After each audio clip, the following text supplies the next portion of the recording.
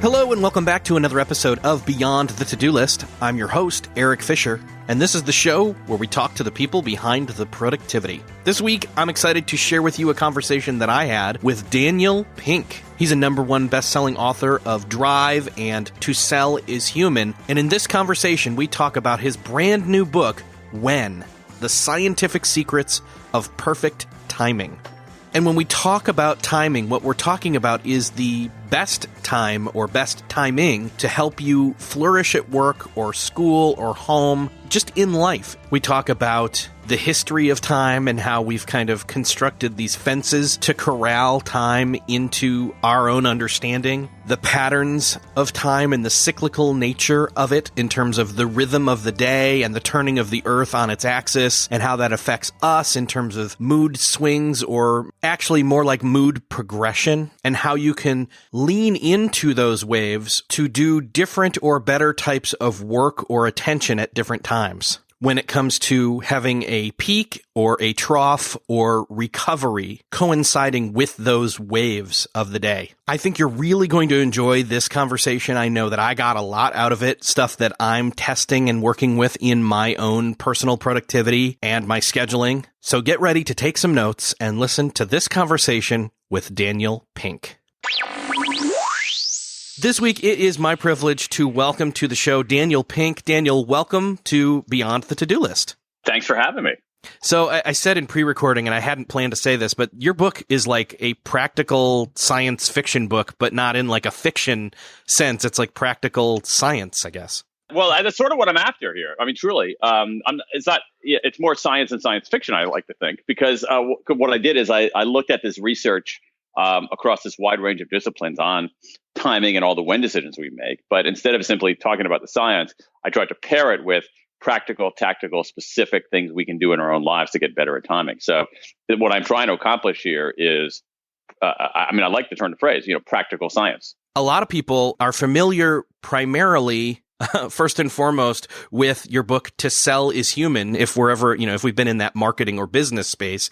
And I had forgotten completely that you had like the book Drive about motivation, as well as A Whole New Mind, which is about the right brain. So this book you're not the only one who's forgotten those books. Yeah. So this book actually falls more in line with like what you are typically talking about, but it fits right in with the vein of all 3/4 books now of humans and how we are and why we do what we do and how to interact better and how to, even interact with ourselves better. So I was actually kind of thrilled to see this pattern move forward, which is funny because this is all about patterns, really. Yeah. Cool. Yeah. I mean, I have to say, like, I don't set out to establish or maintain a through line from book to book to book to book. I just really just follow whatever I'm curious about, because I feel like if I'm curious about something, other people will be too. Maybe there is something of a through line, but it's one of those things you really only see through in retrospect rather than prospectively. Yeah, exactly. It's kind of that, retrospective author's curiosity moving forward. You tackled this and then, well, now that I've tackled that, you move forward. Exactly. Yeah. Well, so let's begin at the beginning, which is appropriate for this book. And by the way, I guess I failed to mention the name of the book is When: The Scientific Secrets of Perfect Timing, which is incredibly appropriate for the audience of this show because we talk all about not just time management, but everything that's kind of tangentially connected to time itself. And you start off the book talking a bit about that history of time. Right. Yeah. I mean, time itself is a very elusive, complicated, abstract subject. I find it very hard to get my mind around it. But one of the things that I did notice is that a lot of what we consider natural, quote unquote, natural units of time are not natural at all. They're things human beings have invented largely in response to that elusiveness and abstraction of time itself. So things like seconds it's completely made up. Hour is completely made up. A week is a completely made up idea. However, a day is not. A day is a natural phenomenon because our planet is rotating on its axis, one full turn over those 24 hours. So that's a real thing, which is one reason why I started out the book talking about the day. First third of the book roughly is about what do we know about the day, the hidden pattern of the day, how we can take advantage of that hidden pattern of the day, when should we be taking breaks and what kinds of breaks should we be taking? Yeah, it's kind of that it's a natural rhythm to it. And, the turning of the Earth on its axis for one cycle is a definitive thing. Right. Other than that, we're just basically trying to create fences to corral time into some sort of understanding. That's exactly what seconds, hours, weeks do. We're trying to corral it because it is so elusive.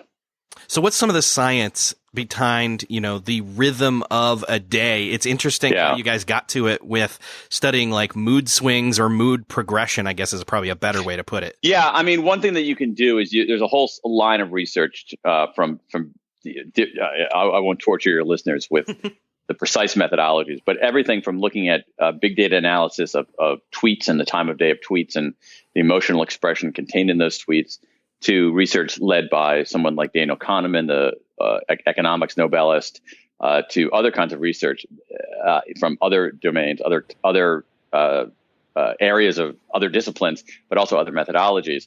And what it's showing is that we tend to move through the day in three distinct stages: a peak, a trough, and a recovery. A peak, a trough, a recovery.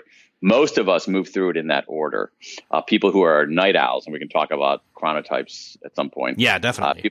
People who are night owls, that is, they tend to have a propensity to wake up late, go to sleep late.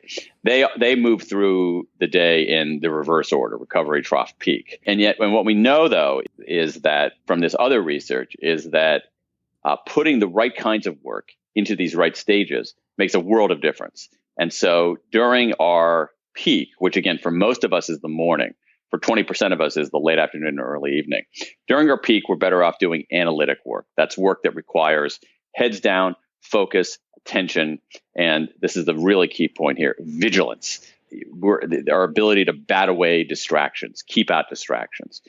We tend to do that kind of work better in our peak, again, which for most of us is the morning. And so you should do your analytic work heads down, writing something of significance or analyzing data or that kind of work in your peak. During the trough, which is the early afternoon to mid-afternoon, that's not good for very much. Actually, a lot of bad stuff happens during that trough.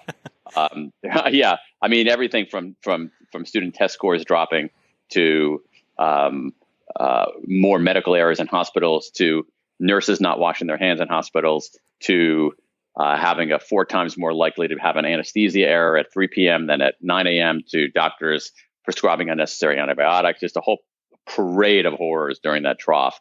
And so you're better off doing work that is less cognitively taxing than things like, answering your email, your routine email, filling out if you're an Office Space fan, filling out your TPS reports.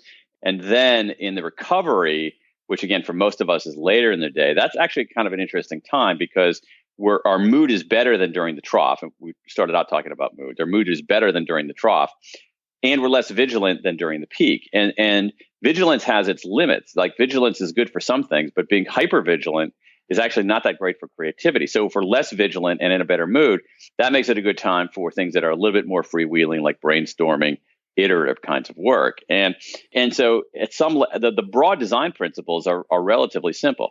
Do your analytic work during the peak, your administrative work during the trough, and your insight, conceptual, creative work during the recovery. And what the research shows is that simply the time of day explains about 20% of the variance in human performance on these workplace tasks.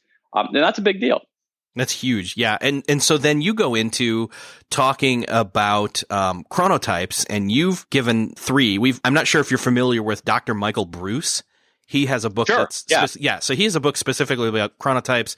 A little over a year ago, he was on, and so you've got birds. He had mammals. No big difference, but ultimately, he has his own, and it's very quite interesting. Actually, I think he's a clinical psychologist who specializes in sleep, and he has in that book his own unique chronotype taxonomy. Yeah. It's four mammals, I think. Yeah, versus 3 birds. And I'm using the one that's actually basically what chronobiologists, the pretty conventional thing. Like I didn't make up larks and owls. That's been around for a while. And what he says is that way of thinking about things, morning people, evening people, is insufficient, and that you need a more nuanced, more idiosyncratic set of chronotypes that give us some guidance on that. So it's a pretty interesting idea. And then you've got third birds, which kind of splits the difference between larks and owls. And the way I look at it, again, if you look at the data from chronobiology, and you look at again, I don't want to empty the room of have your listeners, race for the pause button here yet, but yet, because I will have them do that soon, guaranteed. Is if you look at it as a distribution on a chart. So imagine just the horizontal axis of a chart, and on one side are very strong larks and morning people, and on the other side are very strong evening people. I mean, it looks sort of like a bell curve. So most of us are in the middle. Most of us are neither strong larks nor strong owls. You have about 20% of the population are quite are owls. 15% are larks. That means that 2/3 of us are kind of in between. And that's the hard part that comes up with all that productivity knowledge out there that says you've got to either get up really early and be a lark, or you've got to stay up really late and be an owl. And that just eliminates, 2/3 of us. Yeah. And it's a great point, Eric. I mean, that's actually an incredibly important point, because we can't do much to change our underlying chronotype. That it's biological. I mean, it's not quite like height. Like, there's not a lot you can do to change your height. So it's not quite as sturdy as height, and also our chronotype changes over time. But in a way, I mean, our height changes over time when we're younger, and then a little bit when we're older. But in general, it's pretty stable. And so you have someone like me. Okay, so I test as in the middle as a third bird, but a little bit more toward the lark side. And so I don't know. It doesn't matter what you do to me. I'm never going to be the kind of person who is comfortably going to be able to say, hey, let's start work at 6 p.m. and work till 3 a.m. Like, that's just not how I am. Now, I could do that. I could force myself to do that, but I'd be operating severely against my chronotype and probably not doing a particularly good job. And there's not much that I can do to change myself. And this is the key point, is that what we need to be doing is we need to be, where we can, changing the context, changing the environment, changing the situation. And this is really true, not so much for people like me, but for people who are these owls, these 1 out of 5 people who are strong owls.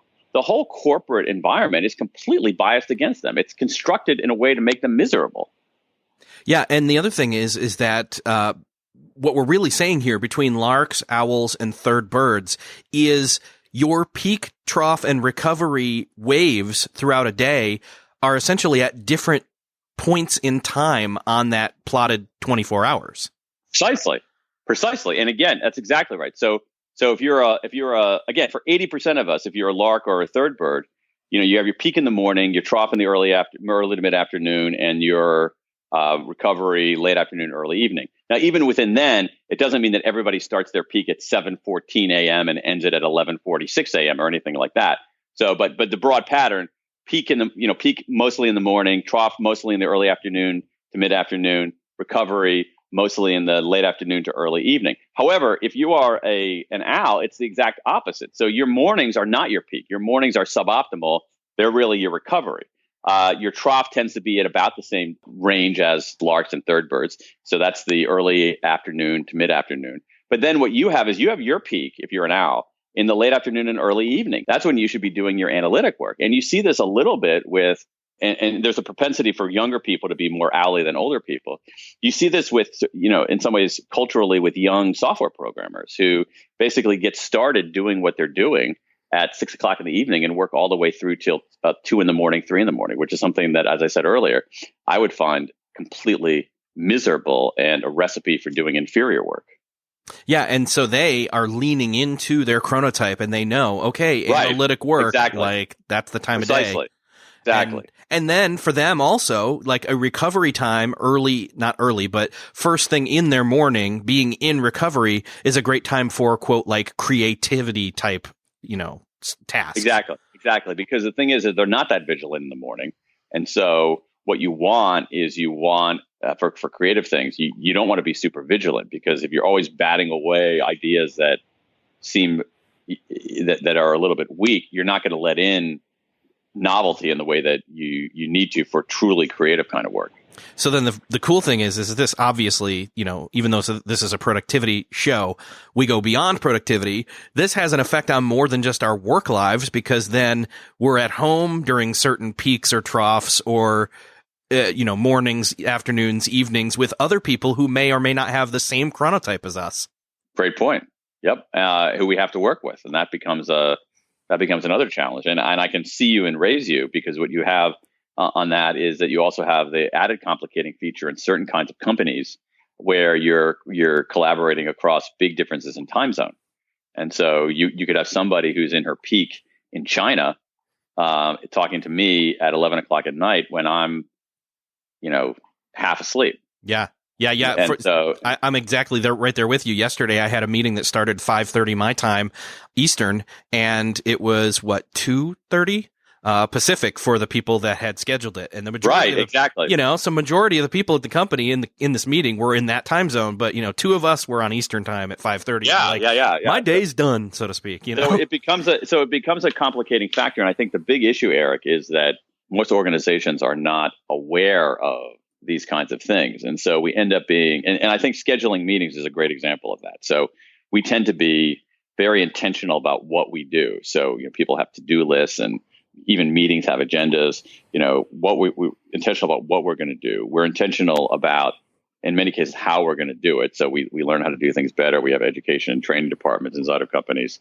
We're intentional about who we do it with, who should be at this meeting. More broadly, who should be working at this company.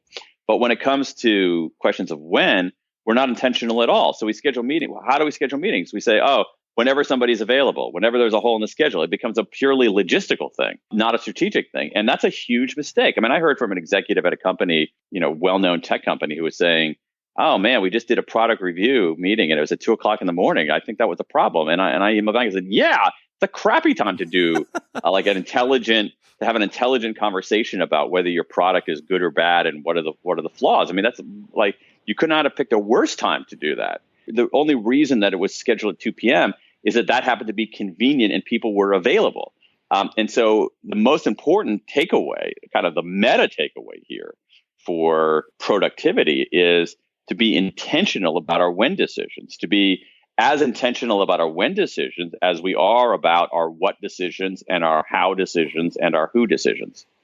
I love that you have this idea of the Chronotype Friday in the book. Yeah. I'm latching onto that. I'm going to actually, I had already kind of been operating on that because I work for somebody who is based out, again, in Pacific, and I'm on Eastern. And it's just like, wait a second, Friday's my day. I can kind of lean into my chronotype versus theirs, or at least the time displacement of, the difference between our time zones with that. And so a Chronotype Friday, for you basically explained it as, hey, if it's going to be kind of impossible. Well, I don't know if it's impossible, but it's kind of improbable. Let's put it that way, to have an entire company suddenly start adhering to, no, I want to be empathetic of your chronotype, but you could pick one day out of the week, which would do exactly.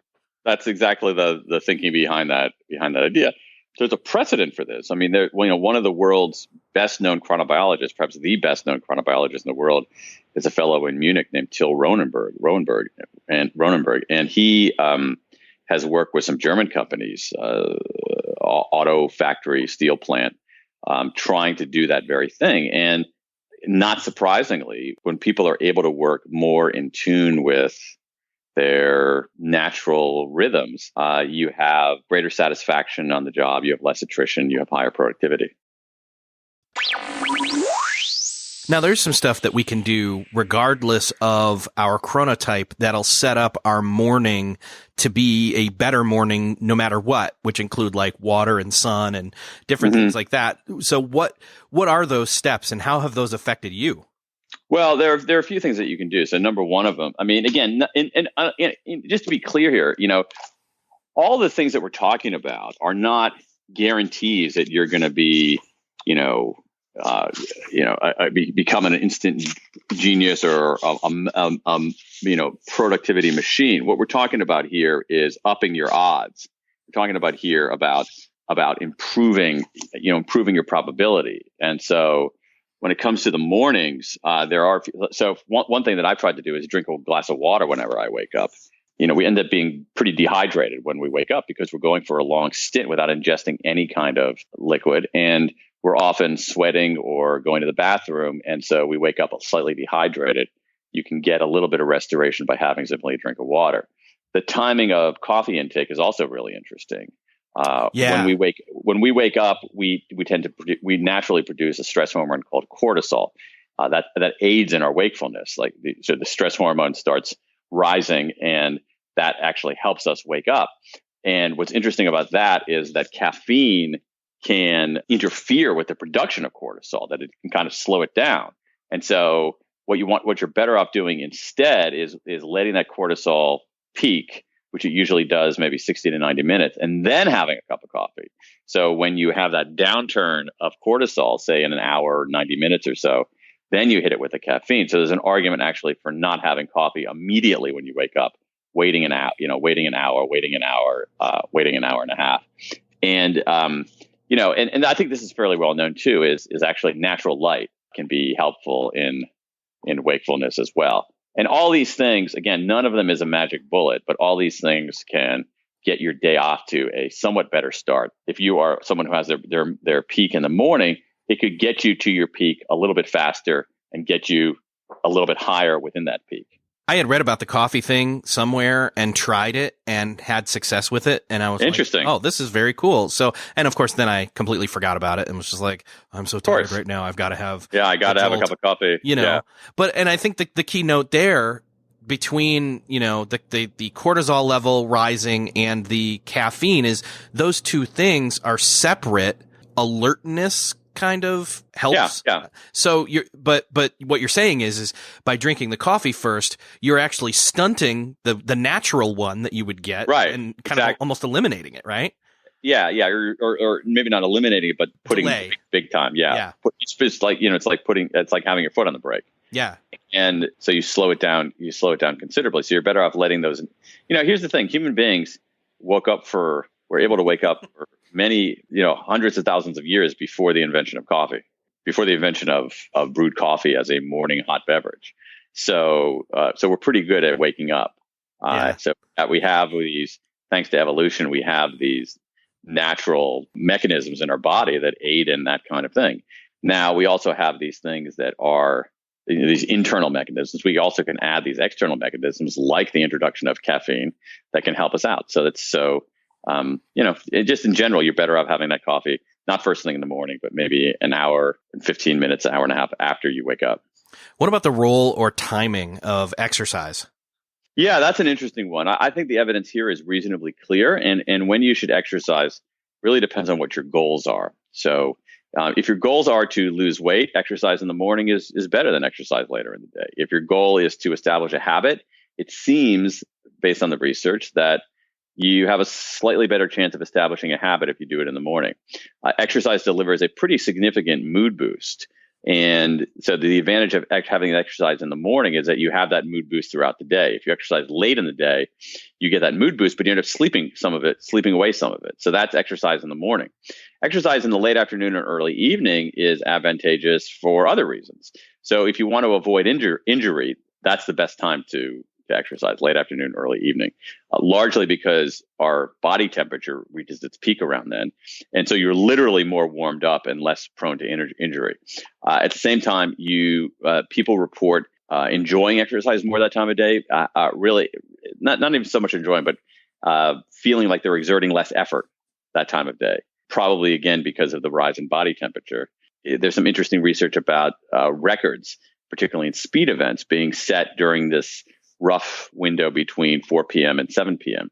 And so, when you should exercise depends on your goals. If you want to establish a habit, lose weight, get an enduring mood boost, do it in the morning. If you want to avoid injury, perform at your best, or enjoy the workout a little bit more, do it in the afternoon. And this is helpful to me, like many things in this book. I happen to be an afternoon exerciser. And for me, the reason is, and I didn't really understand it until I looked at this research. The reason for me is that the feeling of how effortful it is. I find exercise in the morning extremely effortful, whereas I find exercise in the late afternoon much more enjoyable, much less like I'm killing myself. And then that mood boost is still in play for the remainder of the day and you're not really losing it to sleep in the evening, right? Well, no, if you exercise in the morning, you have it all day. I mean, I exercise in the afternoon, so I lose a little bit of that mood boost. I'm changing, but I'm basically making a conscious trade-off for the feeling that it's not as painful and effortful. And also the older I get, the more prone, since I run, the more prone I am to injuries, particularly, knee injuries and things like that. So for me, perhaps at my, as a middle-aged guy, it might be smarter for me to exercise when I am a little bit more, literally more warmed up. Sure. Yeah. And then for me, like, I want to have a mood boost first thing in the morning and have it all great. Day and lose more weight. So it makes sense for me to do and that. So it really, but what I think is interesting and instructive about this research is that we can say it fairly clearly, like exercise in the morning if these are your goals, exercise in the late afternoon or early evening if these are your goals. And it's, again, to circle back, Eric, to what you were saying at the top of the program, it's practical science. Mm-hmm. Here's what the science says, and here's something practical you can do about it in your own life. Yeah.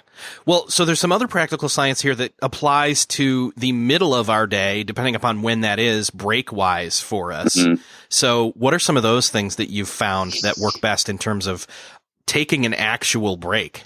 Yeah, well, I mean, I think that the science of breaks is where the science of sleep was 15 years ago. That 15 years ago, I don't think we were fully aware that how important sleep was. So people would come into offices bragging about getting only 2 hours of sleep or pulling all-nighters or things like that. Once the science of sleep began emerging, we realized, oh, wait a second, sleep is actually an important part of our productivity. I think that breaks are where sleep was 15 years ago, as I said, in that the science is about, I think the science is so compelling, and as it reaches the popular consciousness, I really think it's going to change people's behavior. And what it tells us is very, very simple. We should be taking more breaks, and we should be taking certain kinds of breaks. We shouldn't be trying to power through. We should be explicitly taking breaks. Again, I'm a sinner on this, and that I always tried to power through and not take breaks because I thought that breaks were for amateurs. That's not true at all. It's the exact opposite. Professionals take breaks. Amateurs are the ones who don't take breaks. And so, we should be taking more breaks, but we should also be taking certain kinds of breaks. And what the research on breaks tells us gives us some very, very straightforward guidance on the best types of breaks to take.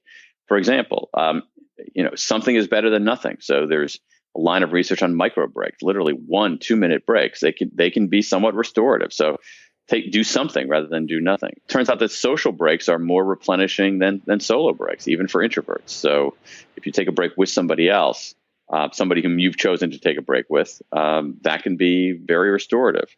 Maybe you're not in a business that's got, a floor plan and tons of cubicles. Mm-hmm. So maybe you turn to social media for that solo break, that social break. If you have if you have a friend who's in the, maybe if you have a friend who's in the area. But again, I think, I'm not a huge fan of social media on breaks, largely because the research also says that you should be fully detached. So having your phone with you is generally not a great idea. Right. And even when you take a break, it's better off not to talk about work in most cases.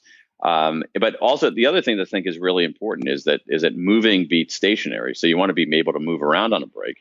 And there's some remarkable research about the effects of nature and simply being outside. So in some ways, the ideal afternoon break is to, take a walk outside with a friend, talk about something other than work, and leave your phone behind. And this is that's not a very complicated, sophisticated kind of prescription. And you don't have to take these breaks for an hour and a half. Yeah. Hours. You can do it for 10 or 15 minutes, and it makes a world of difference. Yeah. I mean, ultimately, if you've got a coworker and you work in the same building and you say, hey, it's break time, you go outside and you instead of the traditional smoke break, you get together, you walk around the building, however many laps make sense for 5-10 minutes, maybe, depending upon time. How much time you have and whatever. Yeah. Exactly. And exactly. And that kind of small, modest break doesn't cost any extra money, isn't really complicated. Just about anybody can do it. Those kinds of breaks are very restorative and at a very small cost in time or treasure. Now, I know there's another kind of break that you've hated up until this point, but now you're a convert, and that's napping. Oh, yeah. So I hated napping in general because I always felt bad when I woke up, a little ashamed of myself as well. And I realized I was doing it wrong. The ideal nap is actually very short. It's between 10 and 20 minutes. And when I read that, I thought, what? That can't even be right. And yet over and over, the research tells us that these super short naps, 10 to 20 minutes, can be incredibly restorative. And what they do is they give you that extra mental acuity and feelings of wakefulness, but without what's called sleep inertia, which is that groggy, boggy feeling you have when you have a 90-minute nap in the middle of the afternoon and you wake up, not sure where you are and a little bit fuzzy headed. And so the ideal naps are between 10 and 20 minutes. And it doesn't mean that you have to nap every day, but there are more advantages to napping than I ever would have imagined.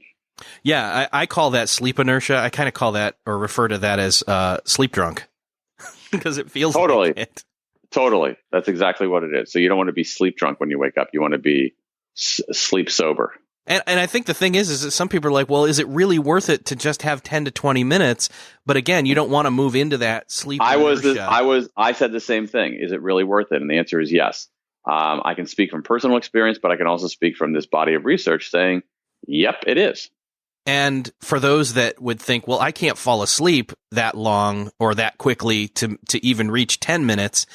It's about consistency. It's about practicing doing this because I've done it and I'm in a season right now where it's not happening as often, but I can attest to the fact that it works as well. Absolutely right. To me, it's a little bit like meditation. So when people first start to meditate, their minds are racing all over the place. But as they practice and get better at it, they become a little bit better at bringing back that wandering mind and staying in the present and doing all the things that are necessary for meditation. I think that over time, people can get better at taking these super short naps. I think one other cool thing that might help them is if they employ your tool, which is called the Nappuccino. Yeah, so that's a weird little thing here. So what you do is before you have this super short nap, you have a cup of coffee, which seems really kind of crazy. But it takes about 25 minutes for the caffeine to get into your bloodstream. And so if you have a cup of coffee and then you lie down for 25 minutes in the hopes you can sleep from 15 to 20 minutes, by the time you wake up, you're getting that boost from the nap itself, but you're also getting the added rocket booster of this caffeine hitting your bloodstream at about the time you're getting up.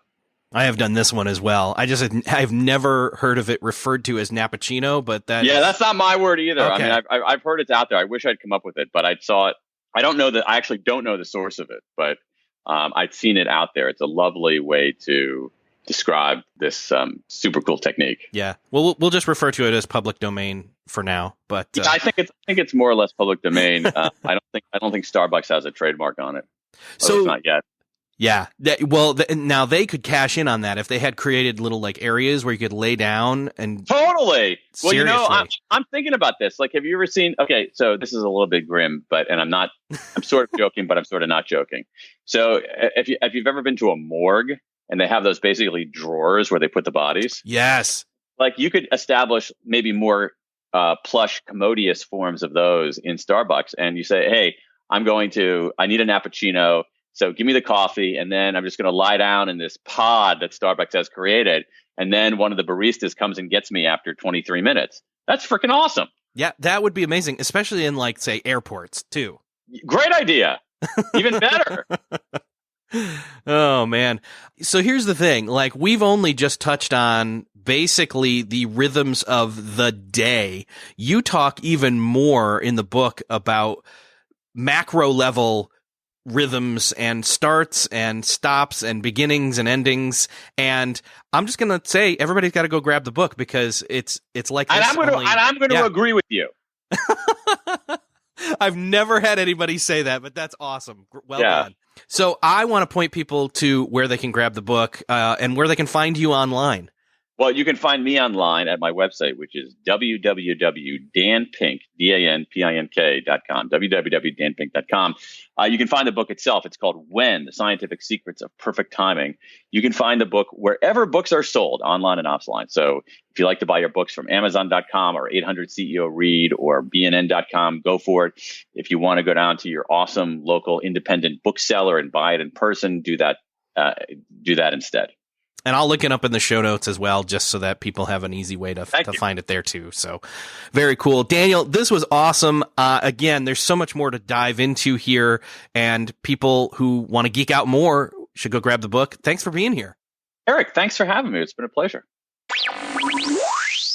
Can you see benefits in figuring out what type of chronotype you have, as well as figuring out then when your peaks and troughs and recoveries are? Are you going to try doing a nappuccino, or at least try to do some more napping?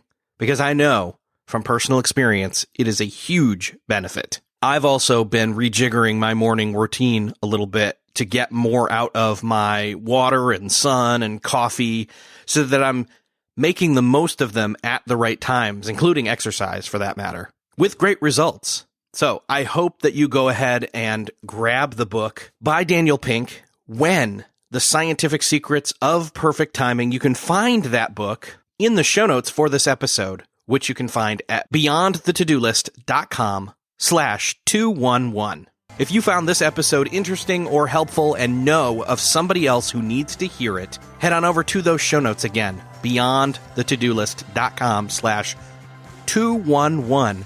Hit the share button. Share it with that one person you know needs to hear it on social or through email. Let them know what you thought and what you got out of this episode. And with that, I will say thank you for listening, and I will see you next episode.